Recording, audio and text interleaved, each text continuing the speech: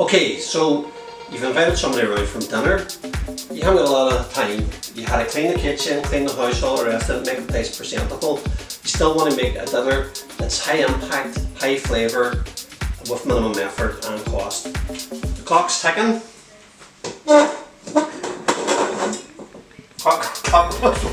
Clock was ticking. So you want to get on with it, right? So I've picked up some really handy ideas to make a really quick, high impact dinner for you. So I've discovered this here thing called Pesto. I seen it, when I say I discovered it, I seen it in the supermarket, it seemed cheap, I thought I'd give that a go, right? And I've realised how quick and easy it is to make. So if you're not on it, then someone you should really consider getting on it. Pesto comes in a wee jar, they got different varieties.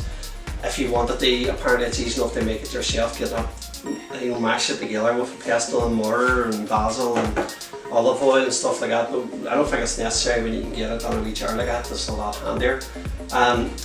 Quick and easy is always going to be like a pasta dish, at least that way you're not peeling the potatoes and all the rest of it.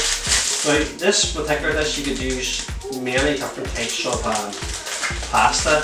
Tagliatelle might be good, but unfortunately the way that tagliatelle, it kind of comes in those like bird's nests kind of all come together. I have no idea then of trying to work out how many of them bird's nests you need per person or whatever. I don't know, but I do know that this amount of pasta or this amount of pasta is enough to do 2 or 3 people. So that's why I work it off at just this amount of people. The hard part's done, you're cooking the pasta. And the beauty about this, the ingenious part about this here is about halfway through the cooking the pasta, just throw in your peppers and along the pasta. That's it. Well, it's just to soften them a wee bit because the pasta's nearly ready now and well, you'll see now. Now something else too, that you could just kind of leave it, kind of, you know, as a vegetarian based meal. Totally support that. But in this occasion, I thought I was going to. I've seen these as well too, and they're called kibasnos, and they're like a Polish sausage, a smoky sausage. You wouldn't have to use these, right? But obviously I'm doing a thing here for YouTube, like, so I thought I would try and jazz it up a bit and put these in. Now it's the sort of thing you mightn't buy, you know, if you walk past them. They're probably in the Polish section. I think that word kibasnos is for a young male pig. Fattened with potatoes, but it's actually very nice. It's the sort of thing you would taste on your holidays, you know what I mean? Imagine yourself in Spain or something, you get a burger, you ask for a hot dog or something. It's that kind of smoky, paprika kind of taste. But I'm just going to chop these up here too now. And basically I'm just going to throw them in there when the time comes. It's going to be really good. You wouldn't have to, you could just use ordinary sausage, or says if you want to go vegetarian, no problem. So basically, when our pasta's done now, we're ready to go. We're going to drain it off here.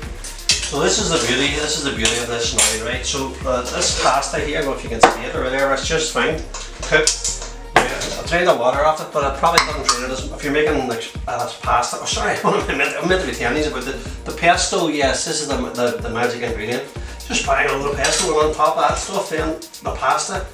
Now what I was saying there about I didn't drain it. Like, say if you're making like spaghetti bolognese or something, you probably want to drain it super dry, like, because you know, if you ever make spaghetti bolognese, like there's liquid at the bottom when you make it. Don't know if you ever got that, but that's probably because you haven't drained the pasta well. But in this case, we want a wee bit of moisture on it, and that's why you're just stirring that up there like that. Let me see this now. You don't even need to keep it on the heat, like, you know, just want to get that heat off the pasta. And then we're going to put on this meat as well too. You probably could cook this as too, but we're just going to throw it on there like that. I think 2's enough. Stir that up like that. Just give it a wee minute to absorb the flavour. So just to add a bit of extra too, I'm throwing up out of this here. I know that hard cheese you get that's really shredded up. Parganami Roganagi. Throw it on along with it there like that. Let me see this. Oh, I know at this stage, if you want it, you could put on your sea salt. That would be a good idea. And pepper, maybe black pepper, and the sea salt. If you have it, not everybody's going to have access to good sea salt like that. So I don't see how anybody could fail to be impressed by it. Good stuff, really good. Really good. Kind of like Chermont. An Irish stamp here.